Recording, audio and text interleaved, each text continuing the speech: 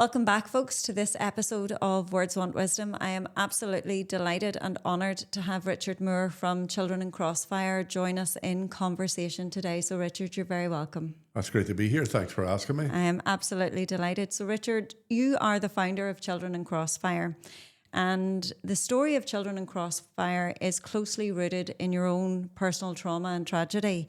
Will you share your story with us and explain how this horrific experience became the launchpad for Children in Crossfire? I grew up in the Craigan estate here in Derry, and the Craigan was at the epicentre, I suppose, of the conflict. And in 1972, that year was considered one of the most violent years in the history of the conflict. Yeah. More people were killed in 1972 than in any other year.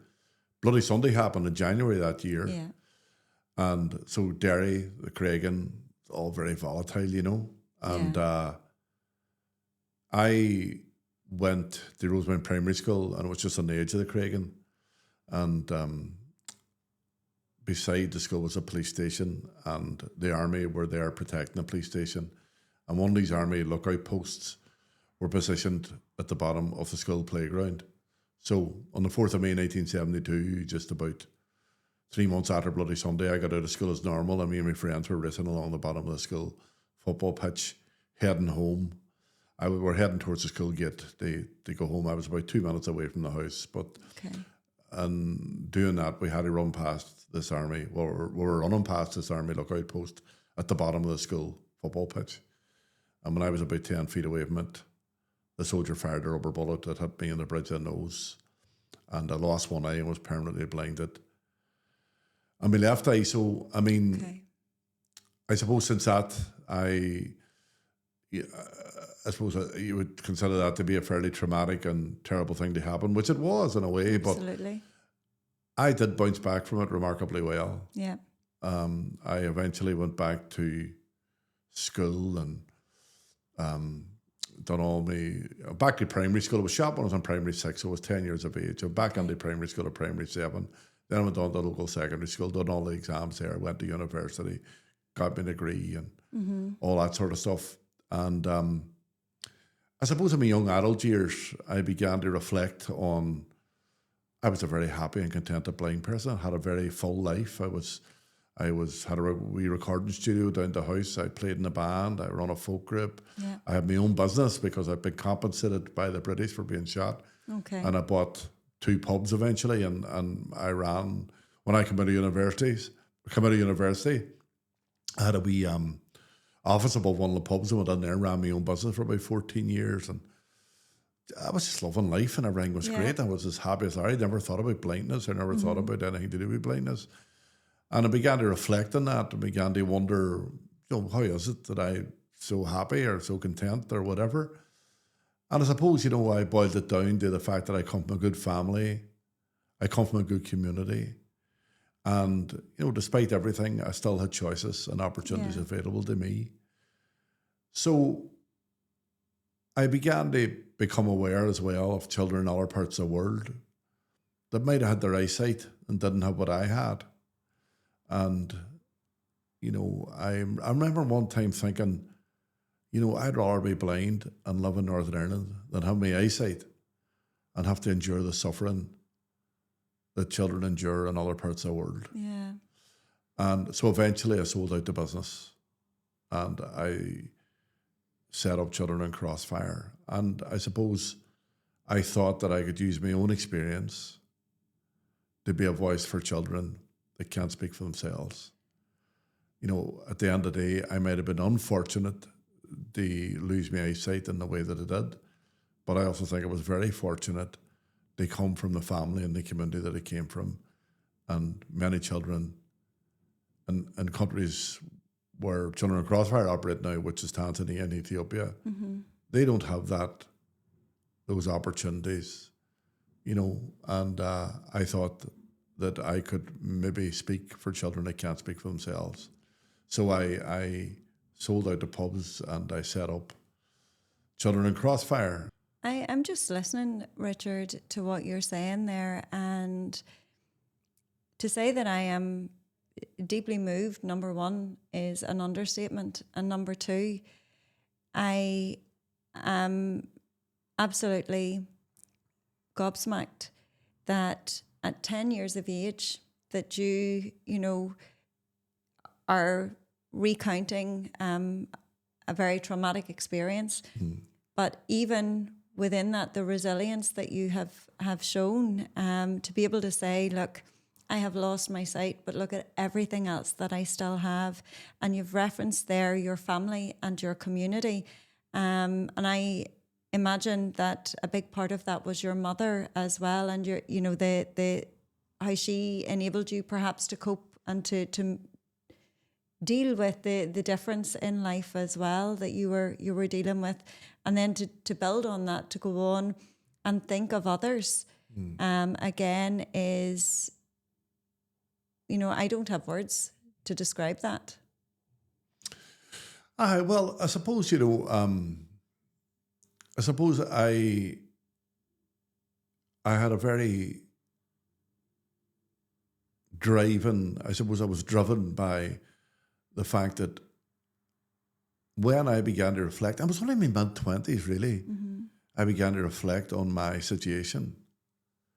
And I began to wonder about, why aren't you so traumatically sort of upset, or why was I so happy and been able to get on with my life? And it is when you realise, you know, well, when I realised the importance of family in my life, when I realised the importance of a local community, the importance that they played and all of that, you know, and that motivated me to just move in the direction. Yeah, it really does give you a new perspective, a mindset, and you have, in discussing your own experience there, your journey towards acceptance, a huge big part of that is also forgiveness, in terms of what you've described in having that happen to you. And as I was kind of preparing to chat to you, I was quite taken by some things that you've said over the years in relation to your own experience and the springboard that it provided for launching Children in Crossfire.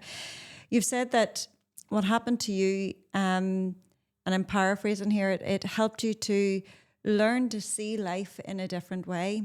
And you clarified that whilst you may have lost your sight, you did not lose your vision. And I think that's a very, very important distinction.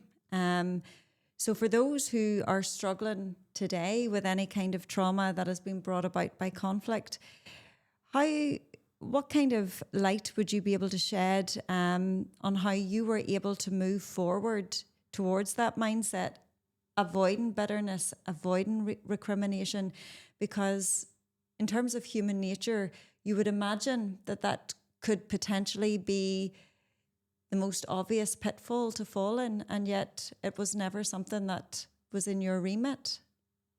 I mean, I think that anybody that's experienced a trauma in their life, whatever it would be, from conflict or other dreadful circumstances that people experience, and, you know, I think being angry is a very understandable reaction. And if people are angry, it's totally understandable. And if people struggle to forgive, that's also understandable. Yeah. But I'm glad that I didn't have those feelings. And I realise how lucky and how blessed I actually am to feel like that. I would love to be able to say to you, look, I just woke up one day and decided, or there was a moment in my life when it just, like a bolt of lightning, it struck me and I decided to change. But it wasn't like that for me, really. I think from the moment I was shot, I always forgive the soldier. Yeah. I think from the moment I was shot, I never had any anger towards the soldier or the army. And when I try to understand why that is, I think it's because, first of all, my parents. I never heard my mommy and daddy speak an angry word. And in fact, they would have promoted the opposite. Yeah. And, you know, so any notions of forgiveness that I have come from my mommy and daddy to start with. Yeah. And I suppose the lesson I take out of that is, and I take it from in my own life, and I would say to anybody else, we are responsible for what we say and what we do. As parents, as brothers or sisters, as people in our own community. And I can see it through my mommy and daddy's example. If they were sprouting anger or sprouting hatred, and there's a good chance I was going to be the same. Yeah. So I think any notions of forgiveness that I have certainly come from them. Yeah. Now, I also think that I was blessed to have the personality that I have. I managed to put blindness into perspective. I managed to realize that blindness is only part of me. It doesn't Define everything you. about me. Doesn't define me. And yes, I have to navigate blindness every day. I have to deal with the impact of blindness every day, and I would not for 1 minute make light of it. Yeah. But I would say to anybody out there that's listening to this here, experiencing a challenge in their life, there is a way out of it. And one of the things that I would say to you about blindness, look, I never say I've conquered blindness because it's a moving target. Blindness presents challenges for me emotionally and physically throughout my whole life. And they're always changing. Like, for example, when you're 12 or 13 years of age, I wanted to play football and I couldn't. Yeah. When you're 14 or 15, you're wanting to choose your own clothes or what clothes you wear and all that sort of stuff. And you want to know that you fit in, you don't look any different from anybody else. I couldn't do that. My sisters chose my clothes for me. Then when you're 17, all my mates were going out to learn to drive. I couldn't learn to drive. So I couldn't drive a car. Then I had my daughters, when they were born, I couldn't see them. Yeah. And I found that very difficult. So they're constantly, you're dealing with what blindness throws at you all the time. And what I think the secret is developing a mechanism within yourself to be able to manage those challenges and to put them into perspective. I mean, I miss seeing my children. I will always miss seeing my children. I have grandchildren now, and I must not see my grandchildren. And but the bottom line is that the only relationship I will have with my grandchildren or my children? I might not be able to see them, and that makes me sad. But I can kick a football with them. I can tell them bedtime stories. I can sit and watch a movie with them. I can go to the cinema with them. Yeah. I can go out to McDonald's and bring it home like every other parent. And, all your relationship with your children is multifaceted. Yeah. But there's that one thing that I can't do, and I'll always acknowledge it. I can't see them, and I would love to see them. But I have to find a way to navigate around that, and I have found a way to navigate around that. So accept the things that limit you, accept the things that are challenging, and try to find a way around it. My daddy used to say, never let one cloud spoil a sunny day. Well, you could say blindness is my cloud, or you could say some of the things, the negative impact of blindness is my cloud. But there's loads of sunny days, loads of them. And you have to look for them sometimes. You have to embrace them sometimes. And I might think there are people out there with their eyesight have a better life than me. Oh God, I would love to be able to drive a car like you can drive a car. I would love to go out and, wander around the town the way somebody else can wander around the town.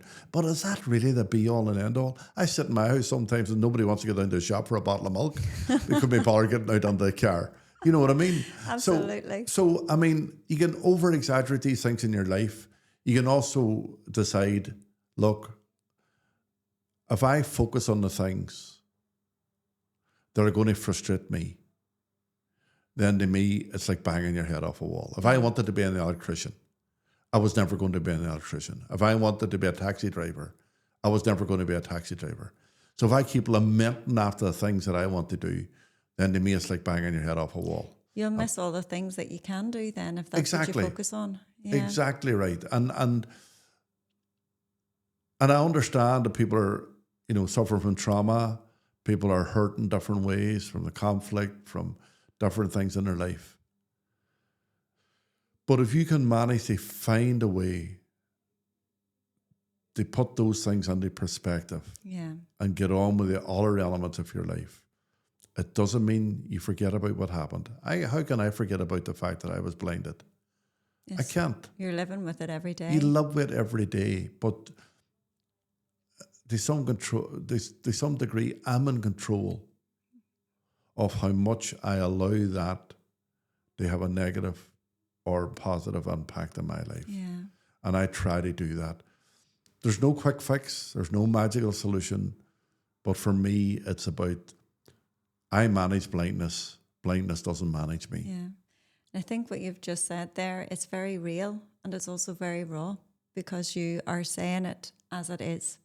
And I think that one of the things that certainly I've picked up on there, it seems that physical aspect of not having sight, you're not allowing that to rob your spiritual sight, your emotional sight, your all of those other, as you have said, multifaceted aspects of what it means to be alive and to have relationships and to live a fulfilled life. 100%. That's right. And, I would love to be able to see. Yeah. Of course I would. It would open up a whole new world for me. Yeah. Life would be very different if I could see in many ways. But sure, I would like to win the lotto as well. Yeah. And life would be very different. Mm-hmm. There's so many things that, and I'm not making light of it. No, you're definitely not. And I can know there's visually impaired people out there who struggle every day with blindness, and I understand that. And I can, there's been a lot of things in my life that have made the impact of blindness on me easier. Yeah. I come from a big family, I had plenty of support network. So there are things out there that do help, and I've managed to avail of that help. And there's other people who are maybe dealing with those challenges in maybe a more closed environment. And so I suppose it's just trying to find that hook that you can to begin in whatever context it is for whatever trauma the person's dealing with, to try and find a way through as best you can. It does. Look, as I say, if I lament after my blind sight, if I lament after my eyesight, nothing's going to change. Yeah. I'm still going to be blind at the end of it. Yeah. So I've got to learn to accept what I have. I've got to learn to work within my limits. My brothers were shirt cutters, electricians, plumbers. That's the way I would have liked to have gone down. But I can't. And I've got to realize that, what is life about? For me, it's about contentment. Mm-hmm. It's about finding a level that you can work at and trying to find the joy in that, without thinking life would have been different or better if I had had my eyesight. Yeah. Life would have been different and better if I had never got shot. And it's just trying to find a way that you can live within the life that maybe either God has given you or life has given you or whatever. Yeah. And the other thing is, look, don't be afraid to ask for help. And sometimes people see asking for help as a weakness. I actually think asking for help is a sign of strength. I would agree with that very much. And I ask for help. I accept help willingly when it's given. And, I would encourage people to offer help. Mm-hmm. Because around me and a blind person, people can be awkward. Okay. And I'm used to that as well. And they don't know whether should I offer help or should I not, or, and all that. And you get through all the wee silly things like, if I'm with somebody, the person would nearly talk to the person beside me rather than talk to me. Like they would say, would Richard like a cup of tea, or would as Richard... if if you're not there. And it's some maybe people who with disabilities get frustrated at that. I actually don't. I see that as a challenge. Okay. So I'll try to understand where that person's coming from. Because if somebody goes to you today, Sheila, and says, would Richard like a cup of tea? I don't think they're doing it out of badness. No, I think they're doing it because they just don't know what to do. I think it's nothing to do with you, Richard, and something to do with them, and maybe they don't feel they have the skills, or they're not comfortable. They just don't know. Yes, it's beyond their Aye. their Like experience. when you think about it, I was the only blind student at my school. Okay. And I would even hazard the risk to say ever, even up until today. So do you think of all those 700-800 students going through their life without encountering a blind person? Mm-hmm. And then one day they happen to be standing in a shop or a business or in their work or whatever, and they come across a blind person. Yeah. And they don't know what they say or do. And I think part of my job is to relax people. They understand where they're coming from. Mm-hmm. If they're awkward, I can put them right. Yeah. And I do all the time. And, I meet people, if they're guiding me, their arms out like that, they're right, and my arm grabbed onto their arm and their way out, they're right, and they're all this sort of stuff. And I push their arm down and say, relax, look, you just walk. As long as you don't walk onto anything, I won't walk onto anything. And that's literally the way it is. Uh-huh. And there's all sorts of things that you meet every single day. People's afraid to say eyes, afraid to say the word watch. Like people would say, I would meet people and they would say to me, did you watch the match? And then the conversation you could cuts hear them off. rolling their tongue back on again. Going, and I would go, I was watching the match last night. Because believe it or not, if I had started the conversation, I'd have said, were you watching the match? Because that's what people do. They watch the match. It's the vernacular. It's the way people exactly. say it, yeah. But people get all awkward about things like that, and I understand it. Yeah. I do. And it's important that I take responsibility too for making sure people are comfortable around a disabled person. Mm-hmm. Well, me anyway. Yeah. And you do your best, because I don't believe anybody does it out of badness. Yeah, I would agree with that. I would, absolutely. So, I mean, that's when I talk about seeing life in a different way. Yeah. I can't go through my life seeing life as a sighted person. I see life the same way you see it, but there are things that change. Like, for example, I've gone to places where the scenery is absolutely beautiful. Mm-hmm. And everybody's looking at the scenery and saying how beautiful it looks. Now, does it really matter that much to me that I can't see that beautiful scenery? Now, I could go, well, God, I wish I could see that scenery. Isn't it terrible? Isn't it terrible that I can't actually see it? Mm-hmm. Or else I just accept the fact, look, just see it as you see it. Go with the sounds, the noises, the wind, and you'll see your own beauty in the scenes, the view that you're looking at. So I do learn to accept that how I see life is how I see life. Yeah. And I suppose physically and I suppose metaphorically or whatever. Absolutely. Yeah. Very powerful words, Richard. And I think the fact that you're saying there as well, that it's you see it as part of your journey is to help others when they are coming across somebody who, to relieve them of their awkwardness and to put them at their ease as well is such a huge thing. And that speaks of your compassion as well for others and kind of, and I'm going to use the phrase, just seeing beyond the awkwardness that someone else might be feeling. And that's really something that's essential in the world today, especially the world that we live in, which is very sadly plagued by conflict, poverty and strife. So all of what you have said there is obviously what you are bringing into Children in Crossfire and the mission of Children in Crossfire to help combat these factors that we've mentioned in the world today, all with a view to create a world that is characterized by forgiveness, compassion, and love.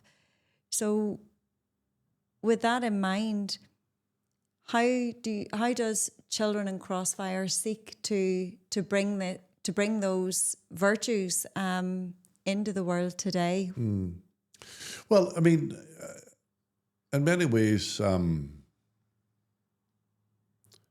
reason why I started Children in Crossfire was because of what happened to me, but not the negative things of what happened to me, because of the positive stuff that happened to me. I have been on the receiving end, as I outlined already, of so much love and compassion in my life.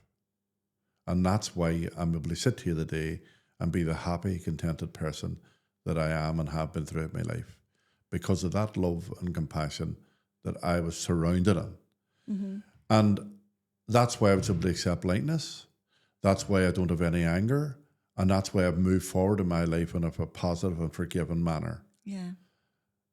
I suppose I come to realize in my young adult years, no matter who you are, no matter how difficult the circumstances, if you're given the right support in life, you could bounce back from what happened or whatever difficulty you're going through and have a positive life, and even add to offer a positive contribution to other people's lives as well. And so I when I started Children in Crossfire, I just wanted to help children that couldn't help themselves. Mm-hmm. Get to that point where someday they would be able to help themselves. Someday they might even get involved in helping their own communities and stuff like that. And given that set of circumstances where they can make decisions for themselves and have and all that's down to just given the right opportunity in the right way. And like I would still say that if there's a child today in Tanzania or Ethiopia receiving education or better food or access to clean water or whatever, it's not because of me. It's not even because of Children in Crossfire. It's because of people like my parents mm-hmm. and the local community that showed me what real love and compassion was, and all as I ever wanted to do was transfer that on. And to me, that's the ethos behind Children in Crossfire. It's the about legacy of love. Aye, and compassion. Yeah. And I would hope that the example of what we do in our programs in Tanzania and Ethiopia, that a parent or a child will walk away from that feeling that there are people out there who actually care. I think that's really important, because a lot of people might think, well, what can one person do? But it's not about, I think, it's not even about changing the whole world. It's about changing the world for one person. And if you can do that bit by bit, then that will have a transformative effect on the whole world. Yeah, well, was it Mother Teresa said something about, when somebody asked her about changing the world, she just said something like, well, one child at a time. That's it. And, there's times I've gone to Africa, look, and I've gone out to these horrendous situations, and sometimes you feel like you're scratching a mountain with a toothpick. Yeah. But that's not what you focus on. And I learned that lesson too. You just focus on what you are doing. Focusing on those children and the children that you're able to help and the impact that you're having there. And I remember there was a story, I remember going out to Ethiopia in 2008, and I was taken to a graveyard. And in that graveyard, there was 260 people living and sleeping on top of graves. And in the graveyard? In a graveyard.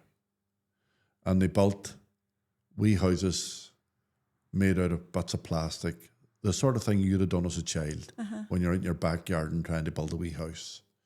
They would have built their houses out of bits of wood, bits of plastic, bits of tin that they could find, and they lay and slept on top of graves. No electricity, no running water, no food. And they'd been in there many, many years before I was arrived, taken for the visit. And the graveyard was also their toilet. So it was a horrendous situation. But there was a young girl that I met in that graveyard, and you called her Tanaya. Tanaya was only about 11 years of age. Mm-hmm. And she was the same age as my daughter at the time. And I couldn't help comparing Tanaya's life to my daughter's life back in Derry. Tanaya was what you call a head of household. There's no welfare system. Both her parents were dead. There were 4 other siblings in the family, all younger than her. 3 years of age, 5 years of age, 8 years of age, and 10 years of age or something. Mm-hmm. And because she was the oldest at 11, she was the guardian. At 11 years of age? At 11 years of age. And, you know, when I went to see them in the graveyard, it was lashing with rain. There was a torrential rainstorm. I was standing under an umbrella, and they were all sitting, all 260 people were sitting in the graveyard in the mud. And it was a dreadfully sad situation. But anyway, they cut a long story short, Children of Crossfire got involved. And eventually we brought on the medical people in the graveyard. They visited every week, or paid a teacher to come and set up a classroom under a tree where the children started to go to school. We embarked on a feeding program, which went on for 10 years. Mm-hmm. And then eventually we bought 60 small condos, like a wee apartment block. And all 260 people, 60 families, all moved out of the graveyard and went into this apartment block. They just had one room each. Yeah. But they had toilets, they had electricity, they had running water, and life had changed dramatically. Tanaya eventually became, there was a wee school that we funded as well beside the condos. Mm-hmm. And Tanaya eventually became a classroom assistant in that school. Wonderful. And I went out in 2011, and, you know, the situation was so dramatically different. The children in school uniforms, they were dancing, they were singing, and all of that, and they were going to school. Yeah. And then I went out in recent times, and I met Tanaya, and there was a group of us out, there were 3 or 4 of us out, and Tanaya invited us all up to her wee flat. Mm-hmm. And I sat down in the armchair, and Tanaya planked a wee baby in my arms. And he called the baby Barcott. And that was her son. Mm-hmm. So now Tanaya was working, employed, and she was a mammy as well. And that was a life that never would have happened if it hadn't been for the support of people here. Yeah. Not Children in Crossfire, and certainly not me. But that compassion that I experienced from my mommy and my daddy and all the people that support me throughout my life, even now, I get a lot of support from the community through Children in Crossfire in different ways. All that converged, and the Lika Tanaya is, to me, is an amazing example of that. Mm-hmm. And she's a young mother now and all of that, and every time I go to Ethiopia, I would call around to the it's called Addis Hewitt area, and I would meet Tanaya and meet the other residents and all there. But to me, that's an example of how people can, you know, reach their own potential, mm-hmm.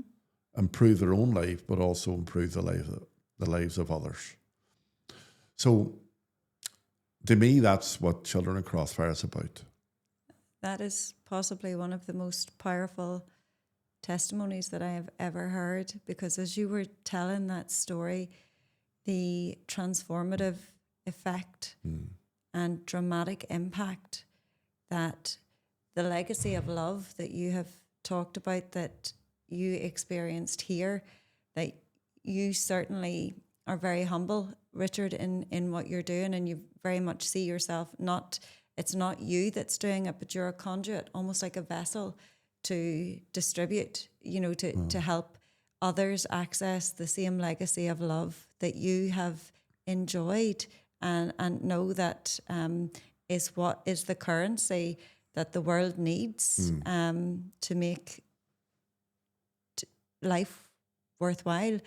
And as you were describing the experience of those people living in that graveyard, the phrase that was in my head that immediately came to mind, they were almost left to be the living dead.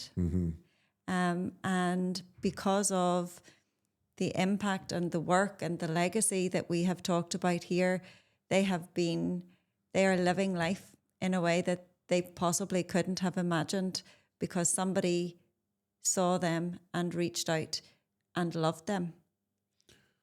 That's right. And I think it's a privilege and an honor to be part of something like that. I feel great about it, the same way that I feel moved by it. But I'm the one that gets the opportunity to reflect the story. Yeah. But the reality is, I'm only part of it. Yeah.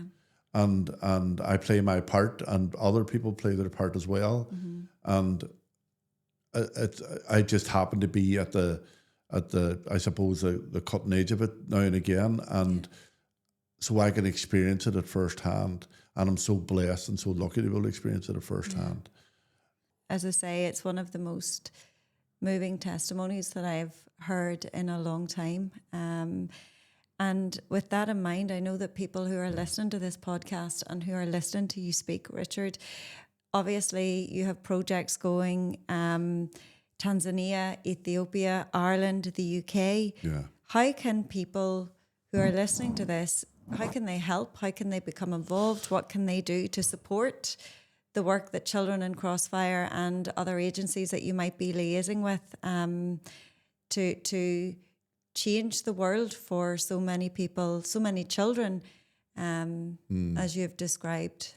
Well, I mean, God, none of it would be possible without support. Yeah. That's the bottom line.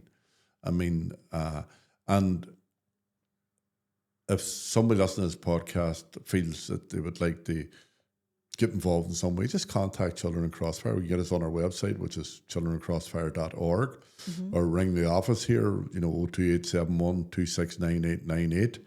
And, we're always asking for help and support to do our work. And, it doesn't mean you have to give up your life. It doesn't mean you have to, every day, even, now and again, 100 fivers is £500. I'm glad you didn't ask me to do that maths. That's not my strong point. I just added the two knots. I was waiting for you to ask me there. I was like, Sheila, you're in trouble now. And the ocean is made up of small drops and drops of water. And I mean, that sounds like a cliche, but the reality is Children in Crossfire invest millions now a year in developing world. They're all made up of, look, our very first donation, when I started Children in Crossfire, our very first donation came from a wee woman who was a widow woman, and she gave us £100. And that was in 1996, our very first donation. And I will never forget that. Yeah. Because it's those donations that actually, when they're put together, that allows us to then plan a program of work. And that program of work hopefully leads to a sustainable solution for those children their parents, that community. And sometimes you can see it instant, and sometimes it takes time. That graveyard project, which we call Addis Hewitt, that project is going on since 2008. Okay. And only now, in the last couple of years, did the chairperson tell us we no longer need children in Crossfire support. So it takes time. You have to put a plan together and help that community or those communities navigate themselves out of poverty. And they have to be part of the plan. They have to lead the plan. We have to respond to what they need and what they see as their priorities. And we can help communities to do that. And it can take time. But as long as you have a plan and you know where you're going with it, then it'll eventually come together. And there can be setbacks. There can be all sorts of things that happen. But the bottom line is, as long as you're focused and you know what you're doing, ultimately you will be able to walk away from that community, leave them in a position where they're looking at themselves. You know, that graveyard project, 16 of the children are now in third level education. That's absolutely phenomenal. And absolutely that's just superb. because they just got the right chance in life. Yeah. Like me. I got the right chance in life. I got the right support. And as a result of it, I was able to do what I've done with my life. And that's all look, if you think about it, any parent, what do we want for our children? We want them to be happy and we want them to be healthy. That is, in my view, all any parent wishes for. All right, there's all the other things. You want them to have a job, you want them to, have a good living or whatever. But the reality is, when you sum it up, we just want our children to be healthy and we want them to be happy. Yeah. And that's all the African mother wants as well. And we can help them achieve that. But it means putting good, sound programs of work in place. And I believe Children in Crossfire does that and does it very well. Absolutely. Very powerfully. So it's essentially, it doesn't matter how big or small the donation, everything, it's the sum of all parts and all contributions. And just when you were talking about that first donation back in 1996, I couldn't help think, and I'm probably way off on the wrong end of it, the woman at the Treasury, giving what you can, when you can, and great good will come from it. And as you were talking about building the programs there, it's very much, it takes time. So that program has just graduated from Children in Crossfire. You're digging the foundations in order to help these communities become self-sustaining and taking control of their lives, which is what everybody wants to have in order to be happy and healthy, is opportunity. The opportunity is right. And then once you get the opportunity, sometimes you just need a helping hand to get from your knees up onto your feet. And it comes to what you were saying earlier, don't be afraid to ask for help. Exactly. And that's a strength. Aye. And, my mommy and daddy received all the help from our local community. I always say, like back in the 70s, there were no such thing, to my knowledge, of trauma counsellors or therapists. The people that supported me and my mommy and daddy was our neighbours, the local clergy, our teachers at school. That was all that genuine goodwill that we were on the receiving end of. That helped us deal with a very traumatic situation. Yeah. Was that network of community, that infrastructure of support that was written into the very fabric of your life and your family life and your family life within that community. Aye. Yeah. And there was a wee woman, from Ballynahinch called Teresa Matherson. And from the moment I was shot, she used to write to me mommy. Okay. And my mommy never met her, even though my mommy died in 2015. But from the moment I was shot in 1972, this wee woman used to write to me, Mammy, almost every week. Mm-hmm. And she would, saying things, look, Mrs. Moore, just want you to know I was praying for you and praying for Richard today, and I'll get a wee mass said for you next week or whatever. And then she put a wee holy medal or a wee prayer on the envelope and sent it up to me, Mammy. And, Teresa, I met Teresa. I met her after my Mammy died. Yeah. But she will never fully know what that meant to me, Mammy. Mm-hmm. That letter coming on every so often. So it's all those small acts of kindness, generosity, support, all those things that come together, I think. Mm-hmm. The teacher in school that would have come to me and said, Richard, how'd you get on today?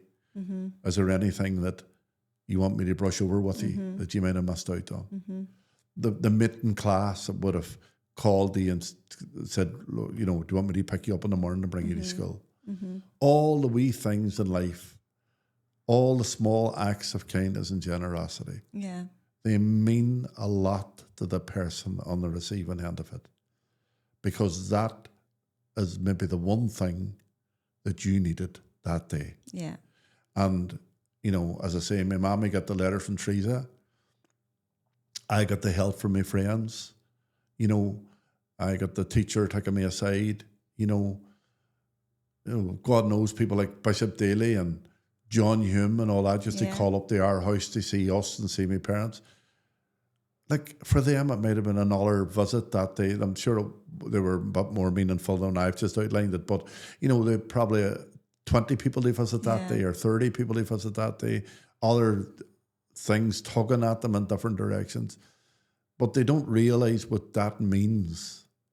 What that moment of kindness and that what moment it means. of thoughtfulness. Exactly. Yeah. Because for that moment, you're the focus of their attention. And it doesn't have to be a famous person or a well-known person. But all of them, all those things all add up. They really do. And I couldn't fail when you think about it. I couldn't fail when you think about it. What you've just described there is the very best of humanity. It is. Really is. Aye. And one of the things, if you turn the news on today, you're bombarded with the very worst of humanity. The very best of humanity is those little, and I'm going to say, invisible acts of kindness. That's right. That are so transformative. And that's why I think it's so important to hear of those stories. I'm an English teacher by trade, and I love the written word, and to see, the time it takes to sit down and write a letter, to address it, to take it to the post office, to put the stamp on it. And, there's a whole process and a ritual of care that's gone into that when you receive the letter, that's, as well as the content of it, as well as what it's saying, that's the unspoken kindness in that action as well. That's right. And the person normally does it never thinks they just do it, Yeah. And never think about it. But it is, you're right, it's an effort. It's a thought process. It's sitting down to do something. And no, there's so much of it there. And I just think that if that example is so important, exemplars in your life, really, that show you all that. And that's what drives me, that's what leads me. And, like His Holiness the Dalai Lama is the patron of children in Crossfire. I see his pictures here behind you on the banner that you have there, Richard. And what he used to talk about is the need to educate the heart. Mm-hmm. And, I've heard him say it so many times about we've spent so much time, centuries, developing the human brain and in developing our intelligence, which is great. Mm-hmm. But to some degree, we've neglected the human heart. And if you can tap into that and develop people's natural sense of compassion, love, forgiveness, because no matter what religion you are, no matter what race of people you come from, we all have the same core values. And if we can tap into those core values, that's what unites the world.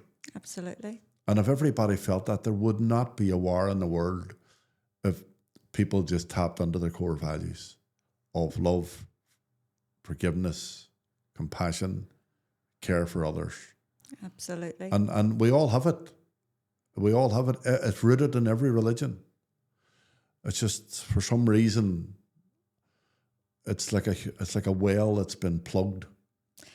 And we need to unplug it. It has been, and I do think you unplug it by just worrying away at it. One little act of kindness and one little act of generosity at a time.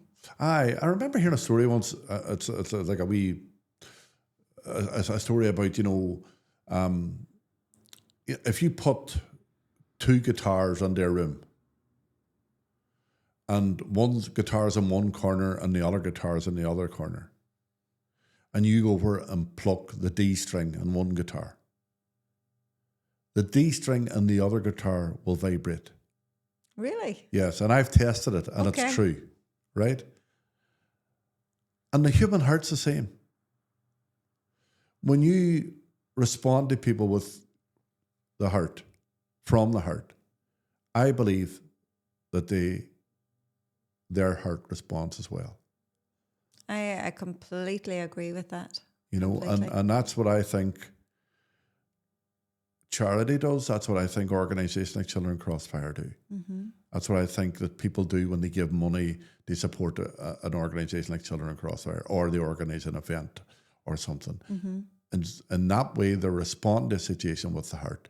And I believe people at the receiving end of that will also respond with the heart. Well, absolutely. So I that's why Children Crossfire is such a lovely thing to be involved in, for me personally. Mm-hmm. It's such a lovely thing. It's so rewarding. It's so enriching. I benefit 100 times more than anybody else benefits from. Mm-hmm. It doesn't matter how much you do, you feel like you get so much more out of it. Absolutely. Yeah. 100%. So in terms, Richard, of building a better world for all, which is essentially what we've just been talking about, a world that reflects all of the values of children in Crossfire, values of compassion, accountability, partnership, equality. What words of wisdom can you offer for our listeners, and how they can begin to affect these values in their own lives? I think in the world today, there's a big risk, that we're all becoming very insular, a bit more hardened to the plight of others. And I just would encourage, one of my brothers used to always say, harden not your heart. And I just think anybody, should just don't harden your heart, and try to use your own position in life to do one others. Act of generosity, of kindness, because it's more than just the act itself. Like somebody could give a tenner or a fiver towards something, or you could help somebody on the street, across the road, help somebody cross the road, or whatever it might be, go and do the grocery for somebody, or whatever it might be. It might get them groceries, or it might get them across the road. But it's more than that. It's about the example that you're giving that person, in the same way that all the examples I was given by people in my life, like as I say, the teacher that took me aside, my friend who stuck out the elbow and says, look, do you want me to take you to wherever you're going?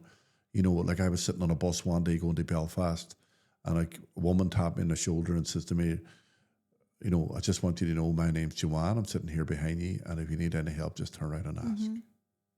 And that's one of the wonderful things about blindness. I experience people in a different way from you because my needs are different. Yeah. But it's not just the result of what you offer, it's the bigger result of what you offer. because it gives an example that hopefully people will take forward. You know, if you punch somebody in the mouth, the chances are they're going to punch you back. Mm-hmm. If you hug somebody, the chances are they're going to hug you back. So I just think that if we could just begin to see it like that, and one step at a time, don't worry about the bigger picture, just one step at a time. So that, to me, to answer your question, Mm-hmm. that's the only advice I can give people is don't harden your heart. Don't close your door. Don't close your eyes. You know, if whatever you can do to help somebody, just do it. You'll never go wrong with that.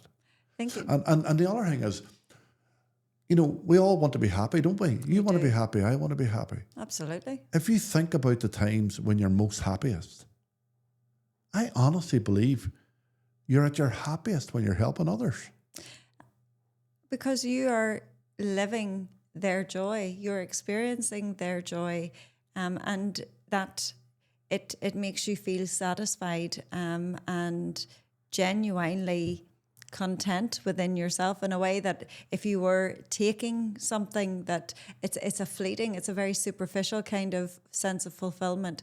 Do you feel like you've actually made a change in someone's life? I know, and you feel good. You know, when somebody says one time, in every act of generosity, there's an element of selfishness. Mm-hmm. And that selfishness is that you feel good because you've done something. Well, again, quoting the Dalai Lama, there's such a thing as good selfish and bad selfish.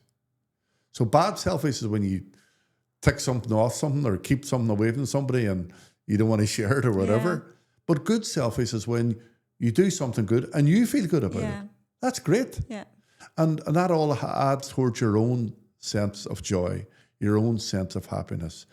And if you get in touch with yourself and your own feelings and you think about, you know, if you help somebody today, you're going to feel good about yourself tonight.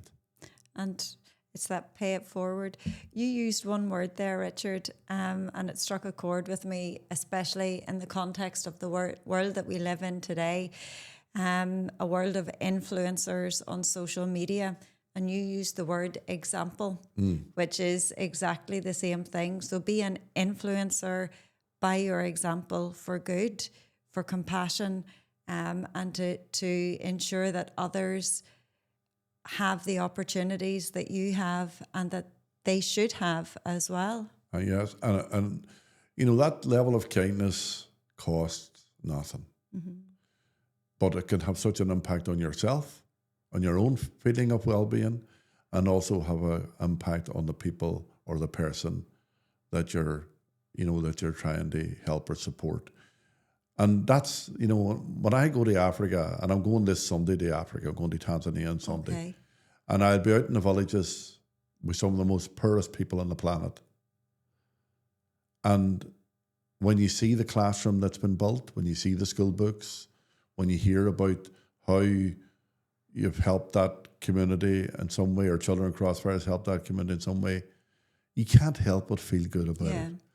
But I feel good about it for everybody, but I feel good in myself as well. There's no point in pretending otherwise. Yeah. You know, it's just a lovely thing to be part of. And I would encourage anybody listening, you know, that if you're looking for happiness and you're looking to find a way to be happy, then this is one avenue. It's not the panacea. It's not the only answer, but it does. You know, it'll certainly put you on the right path to happiness. I think it does, without a shadow. Very much so. Well, Richard, I have absolutely thoroughly enjoyed speaking to you today. And to say that you have given me food for thought doesn't even cover it. To say that I am truly honoured and humbled to speak with you today, again, is an understatement. And as my husband will testify, I'm never usually short of words. Not at all. But I will be definitely going away and processing everything that you have said, and hopefully in whatever small ways I can, trying to action what the content of what you've said. So thank you so much for joining us today on Words Want Wisdom.